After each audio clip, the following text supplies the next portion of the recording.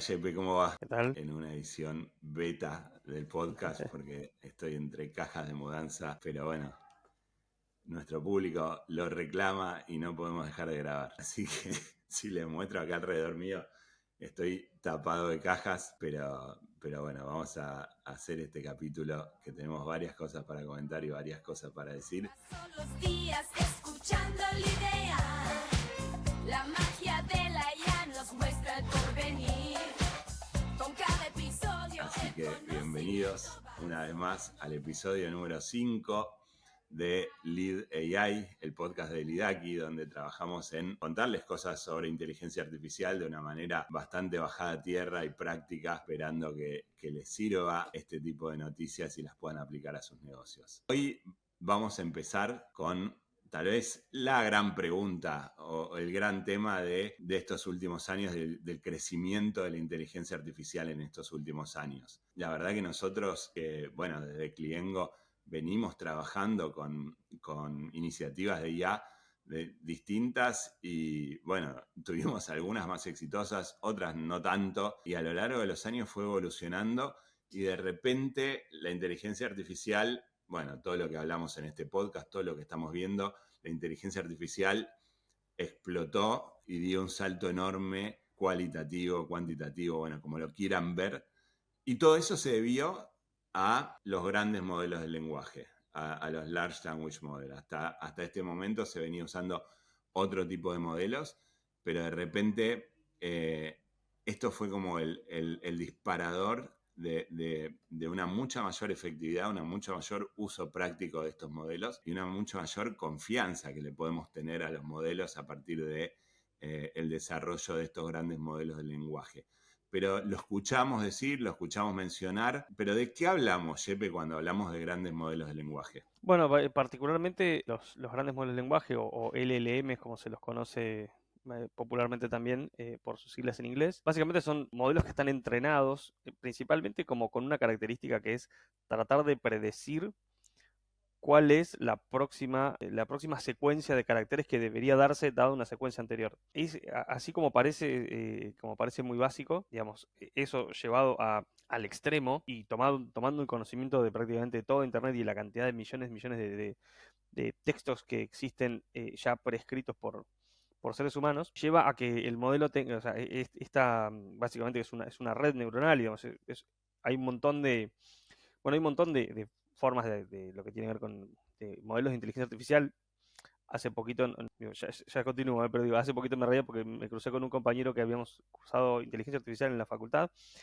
Y bueno, como hace algunos años se veía todavía como otro enfoque muy distinto, donde obviamente había miles de algoritmos, no sé, algoritmos genéticos, algoritmos de prueba y error, o de redes neuronales, pero particularmente este fue uno que bueno, a través justamente de generar estos modelos a los cuales se los alimenta con muchísimo texto y de fondo utilizan una técnica que se llama Deep Learning, básicamente generan estos modelos que son de alguna forma un tanto genéricos, ¿no? Y eso creo que es una de las cosas que para mí hizo la gran diferencia en la aplicabilidad, además, obviamente, de los resultados que están generando, ¿no? Y bueno, y sobre todo que dentro de todo lo que es inteligencia artificial, esto es específicamente lo que se llama inteligencia artificial generativa, ¿no? Que básicamente vos vas generando, eh, puede ser diferentes cosas, diferentes medios, texto, imágenes, pero es un tipo de inteligencia artificial particular que al final lo que está resultando es que, bueno, tiene aplicaciones de diferentes tipos, ¿no? Utilizando casi las mismas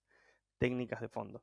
Así que bueno, Sí, no sé si eso responde a lo que preguntabas. responde y hasta hace un tiempo en general eran modelos más determinísticos, puedo decir, o sea, modelos que eh, tenían más que ver con la semántica, sobre todo los del lenguaje, ¿no? O sea, tenían más que ver con la semántica, con el orden de las palabras, con algo. Sí, pensá que, por ejemplo, una de las formas típicas que se utilizaban en sistemas de inteligencia artificial eran los sistemas expertos para este tipo de cosas. Los sistemas expertos siempre se basaban en que vos le ibas dando reglas, ¿no? Y lo loco, lo muy interesante de esto es que esto no está basado en reglas. Es como las reglas emergen de analizar muchísimos volúmenes de datos y de ahí surgen los patrones. Para mí lo más interesante de como ver una red neuronal, no sé si alguna vez vieron hay algunos videos en YouTube, por ejemplo, que uno es como una grilla entera con puntos y se van tirando pelotitas por ahí. Y las pelotitas a veces son como diferentes colores, pero también de diferentes tamaños. Y al final, al pasar por toda esa red de puntitos, terminan todas ordenadas por colores. Y eso porque la matriz esa está especialmente armada para que los más grandes caigan de un lado y los más chicos de otro. Ese concepto de ir pasando por diferentes capas que van como refinando es lo que termina pasando internamente como en estas redes, ¿no? Capas y capas y capas de procesamiento y de ajuste de cada una.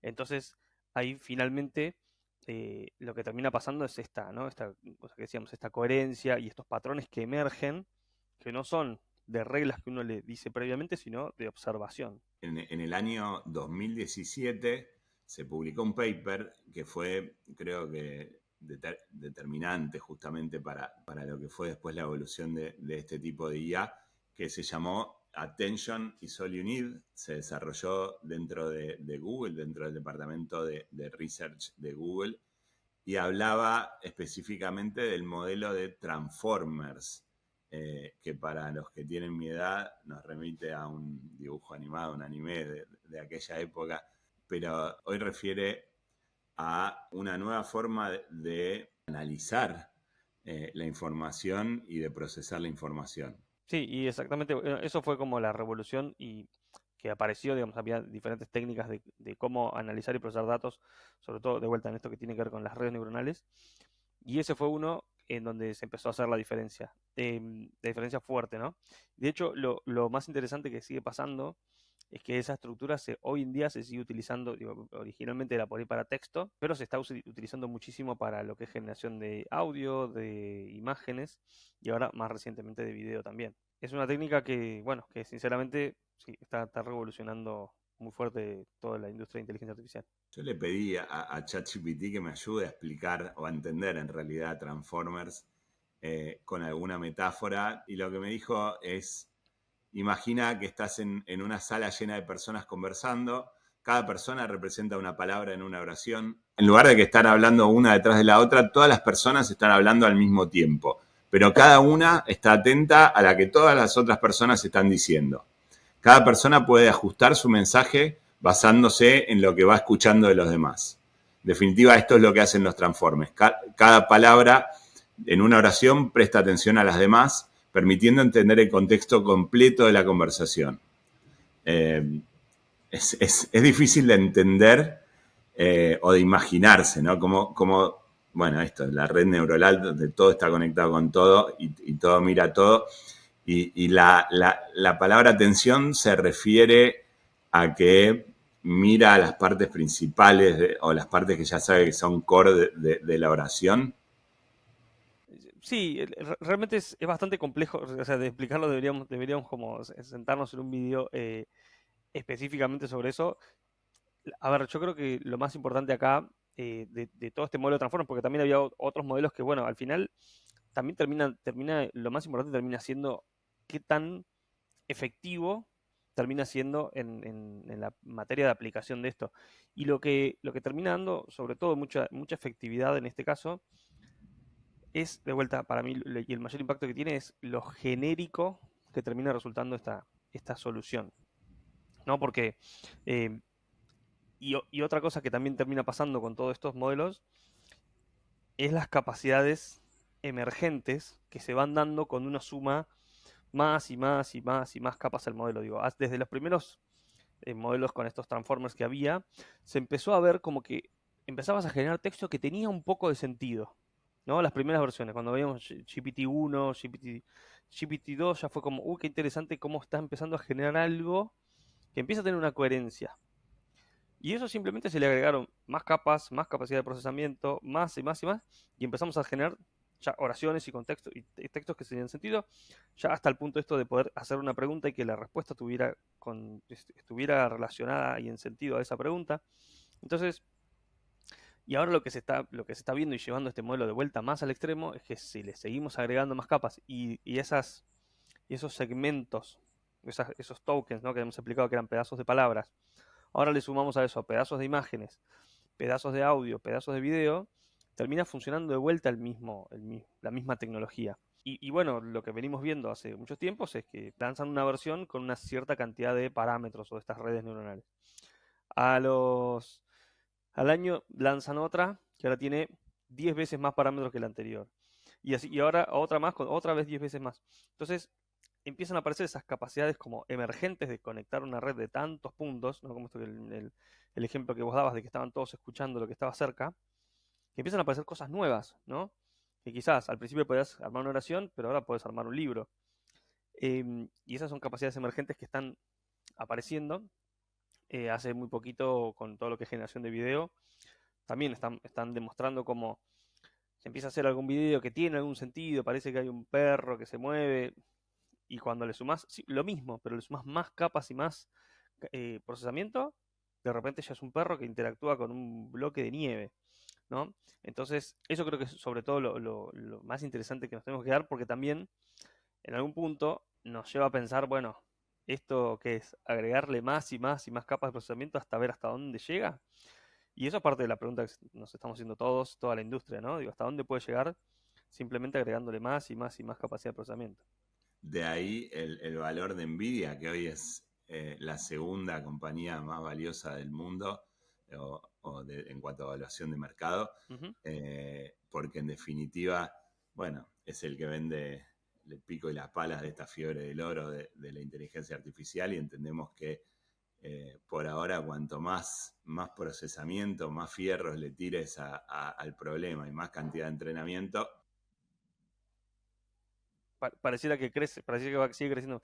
Es interesante también porque es verdad que hace varios años que no veníamos teniendo una capacidad, una necesidad de hardware más grande, ¿no? La verdad que entre todo lo que había pasado de cloud y entre el tema de los dispositivos móviles y cómo habíamos llegado a un punto en donde la verdad que con una compu de hace varios años ya podías trabajar y estabas bien, y lo único que quizás necesitabas era algo más chiquito, más portátil, pero no necesariamente de más poder. Y de repente pareciera que eso va a cambiar de vuelta, vamos a estar ante una necesidad de dispositivos digo, ahora podemos contar un poquito de otros de proyectos open source que mismo uno puede correr como yo tengo corriendo acá en mi computadora.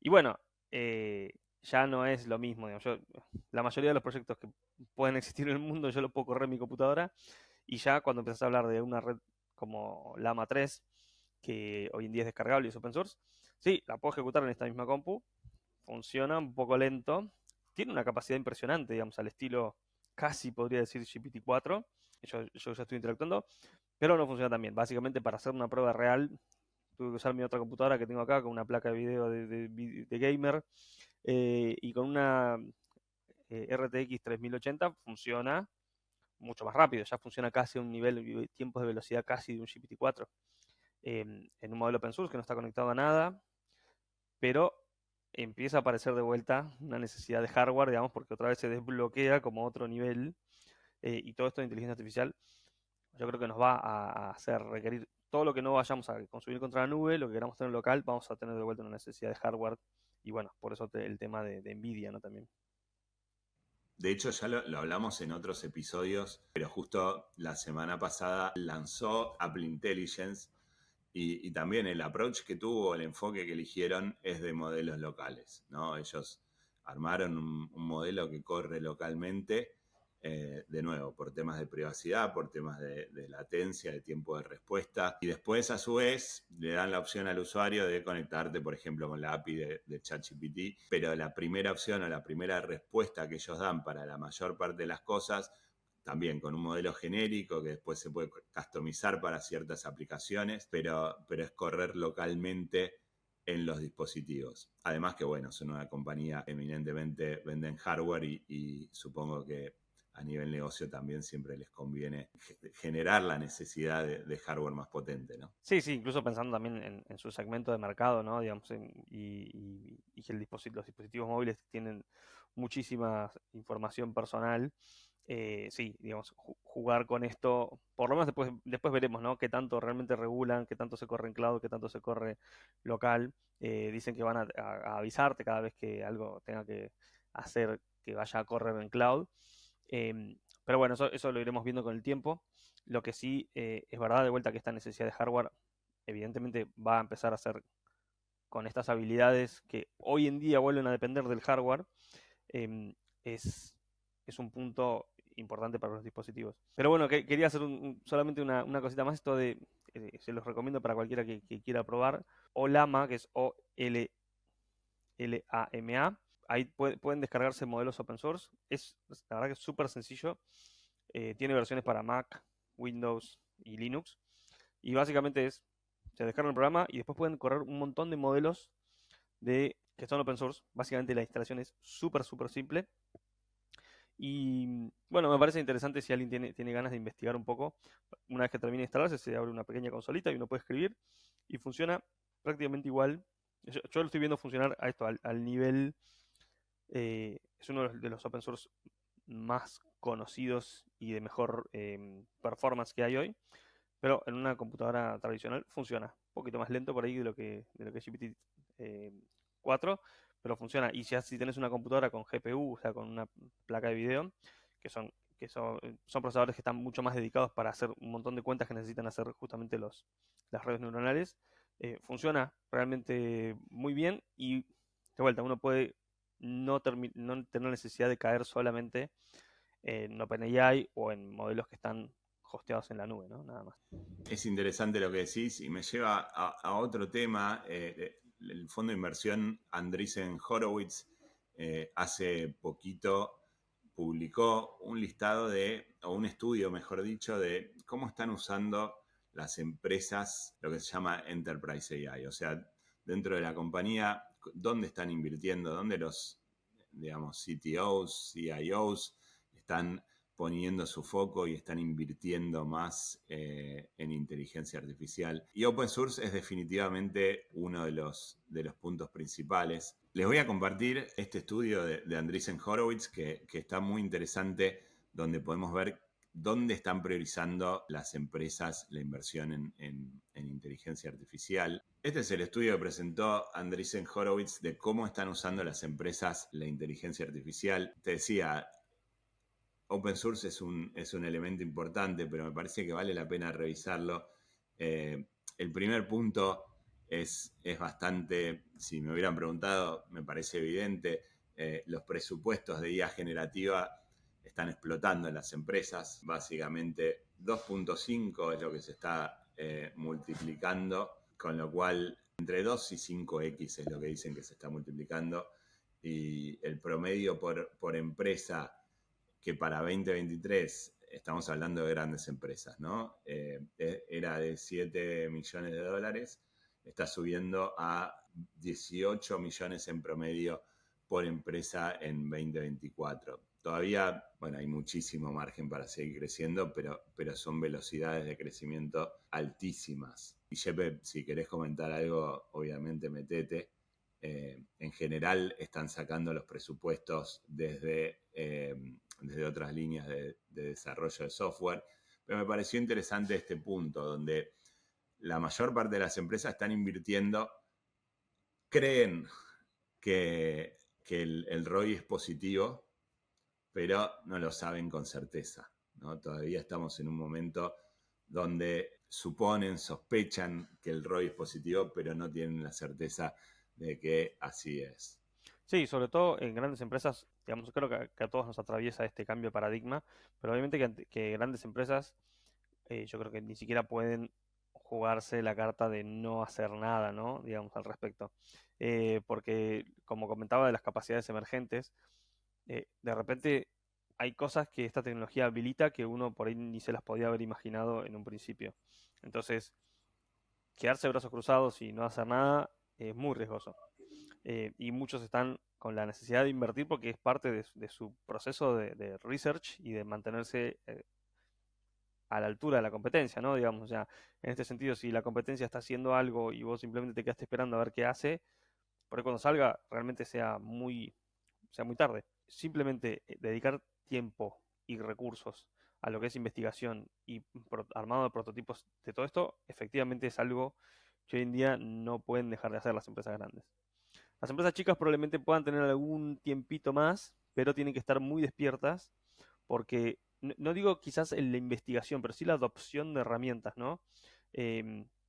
Porque porque es distinto el research que puede hacer una empresa grande, quizás sentarse, dedicar tiempo a un proyecto de meses, de muchas personas, muchos recursos y quizás hacer algo más explorativo, eh, pero después las empresas chicas van a estar todo el tiempo agarrando la primera herramienta que se cruce de IA, quizás sin hacer todo ese research, pero sí adaptando cada una de esas cosas y metiéndolas en sus procesos. Entonces, eso sí, las empresas chicas tienen que estar muy al tanto de todas las herramientas que puedan agarrar, porque si no, es muy probable que de vuelta la competencia lo haga y te quedes eh, muy retrasado con eso.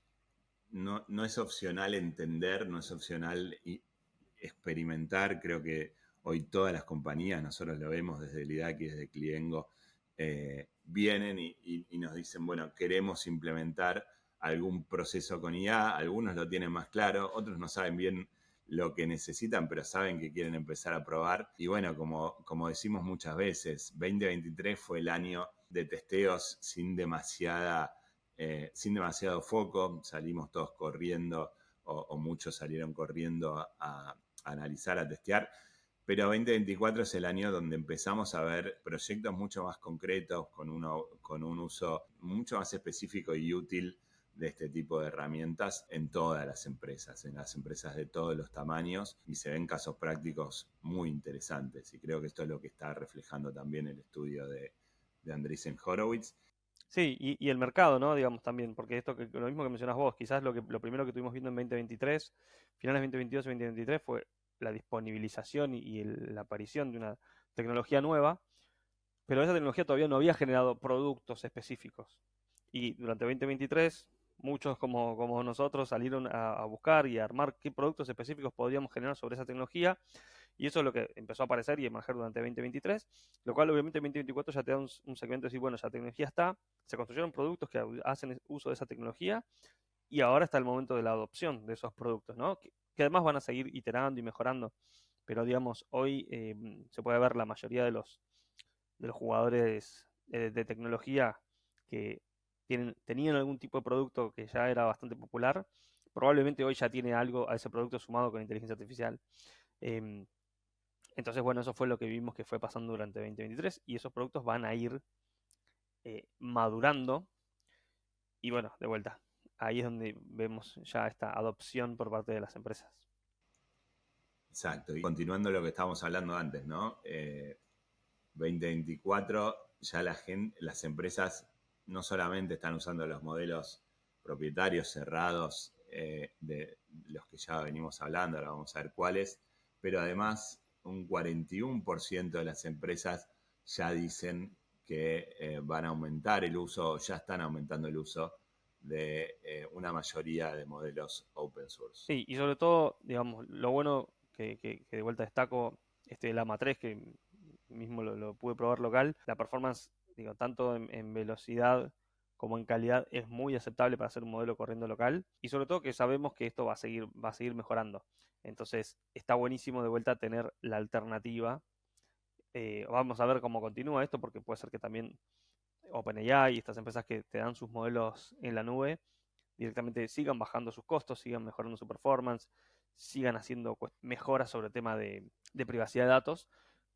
Pero bueno, obviamente tener la alternativa siempre es súper importante. En este gráfico se ve como, bueno, no sé si se llega a ver, pero la barra azul es lo que ya está en producción y la barra verde es lo que está en testeo y se nota como, bueno, obviamente OpenAI pegó primero y la mayor parte del software o de las cosas que están en pro son de OpenAI, pero tenemos Google, tenemos Llama, como decías vos, tenemos Anthropic, Mistral, Cogire, digamos. Hay varios otros modelos que están evolucionando en la empresa y están creciendo. Sí, y lo nombrábamos la otra vez de Hugging Face, por ejemplo, que hostea modelos y datasets y de todo lo que hay de hace algunos años. Y si bien obviamente los más populares son los que están ahí, como para que se den una idea, hay 750.000 modelos cargados públicos en Hugging Face, lo cual obviamente habrá mucho modelo ahí que no termina de ser súper útil, pero eso habla de la diversidad y la cantidad de modelos y modelos especializados que hay. Entonces, también eso está buenísimo para no tener que caer quizás en un modelo muy caro o sobre lo que decimos, ¿no? Como una bazuca para matar un mosquito. Sí. Entonces al final terminas usando un modelito mucho más chiquito, mucho más ad hoc para lo que necesitas. La verdad que tiene muchos insights interesantes. Voy a pasar rápido porque ya estamos bastante en hora. Pero bueno, por supuesto, los líderes en general prefieren hacer fine tuning de modelos versus desarrollar sus propios modelos, ¿no? No tiene hoy sentido ponerse a desarrollar modelos propios cuando hay tanta flexibilidad y tanta posibilidad de customización haciendo fine tuning. Sí, a ver, sobre todo ahí creo que siempre está, o sea, estos son como etapas, ¿no? Lo mismo que decíamos, bueno, quizás siempre arrancás por algo que sea fácil de utilizar y después vas, en la medida que vas profesionalizando, eh, lo vas llevando a algo por ahí open source. Pero acá la verdad que siempre tenés, lo primero que vas a hacer contra cualquier modelo va a ser probarlo y empezar a ver cómo funciona. Lo siguiente que vas a hacer va a ser mejorar vos tu interacción con ese modelo, o sea, en los prompts, qué cosas haces. Siempre hay mucho trabajo ahí que se puede sacar muchísimo mejor provecho del modelo, simplemente entendiendo bien cómo hacerle estas llamadas y estas idas y vueltas al modelo, ¿no? Digamos, básicamente el texto que uno le pide para ver qué texto te responde. Entonces hay mucho ahí y recién después de haber dedicado una buena cantidad de horas a ver cuánto le puedes sacar con eso, podrías irte a un modelo fine tuning en donde lo volvés a reentrenar con alguna data, con muchos ejemplos. O sea que nada, tiene toda una... Exacto, exacto. Y para terminar con este estudio, me pareció interesante este gráfico donde explican las empresas cuáles son los casos de uso que más están implementando en sus compañías. Lo primero tiene que ver con resumir texto y generar modelos de Enterprise Knowledge Management, gestión del conocimiento dentro de la empresa. Parecen los más obvios y los de utilidad más rápida o time to value más corto. Los siguientes tienen que ver con atención a clientes, redacción de copy de marketing y desarrollo de software y reviews de documentos, contratos, documentos formales. Todas esas cosas son cosas que nosotros ya estamos viendo, bueno, desde el IDAKI y desde Cliengo, ese tipo de casos de uso los vemos, los aplicamos y son que más éxito están teniendo. Sí, definitivamente son los lugares más donde mejor se aplican estos modelos. Así que bueno, está bueno como disparadores de ideas para que efectivamente bueno, se puedan aplicar ahí y puedan revisar las empresas qué lugares son los que más provecho le pueden sacar. Todavía a nivel externo tienen más cuidado y los algoritmos de recomendación también son otro punto que se mencionó, pero en los últimos lugares. Por supuesto, lo que son chatbots externos hay que saber cómo hacerlos, cómo limitarlos. Hay historias, por supuesto, muchísimas historias de éxito, pero también después las historias más graciosas que después circulan existen. Entonces hay que saber cómo generar un chatbot que solamente hable de lo que vos querés que hable cuando es un chatbot externo, ¿no? Hay que tener ese cuidado porque bueno, siempre vas a tener del otro lado, puedes tener del otro lado gente que lo llega a hablar de alguna cosa que no te sirva. En eso, la verdad que se evolucionó mucho en el último, yo diría, meses, donde se puede acotar mucho más y se puede hacer un chatbot fluido y que se acote específicamente a un dominio o a un tema que a uno le interesa. Y yo creo que en la medida que se empiecen a ver estos casos, también se van a ver muchas más aplicaciones de este tipo de solución. Sí, y sobre todo, digamos, todo lo que tiene que ver con innovación, siempre obviamente es importante ir avanzando, ir iterando, digo, no quedarse con que la primera versión va a ser perfecta. Eso está claro, digamos, nosotros tenemos una frase internamente cada vez que hacemos una demo de un producto que decimos, si no falla, no es una demo.